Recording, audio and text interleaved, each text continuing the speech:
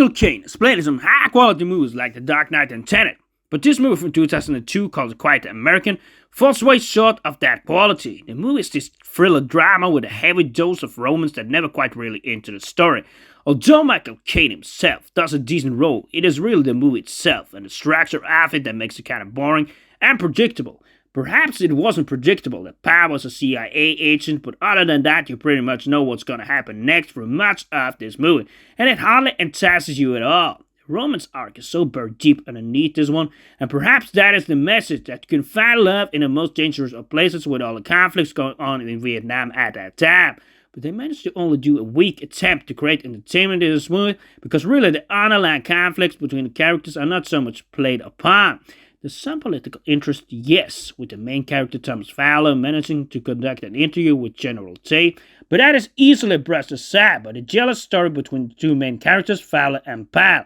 Personally, I just wish they had focused more on the tense moments when the bombs came or when they were in that watchtower and Fowler faced imminent death, but was saved in the last seconds. Those scenes are tense to a certain extent, but I never preyed upon and done more in detail like the romantic scenes which time and time again take the front seat in this story. The movie is also drenched in emotion, and mostly the emotion between the characters, especially between Fowler and Powell,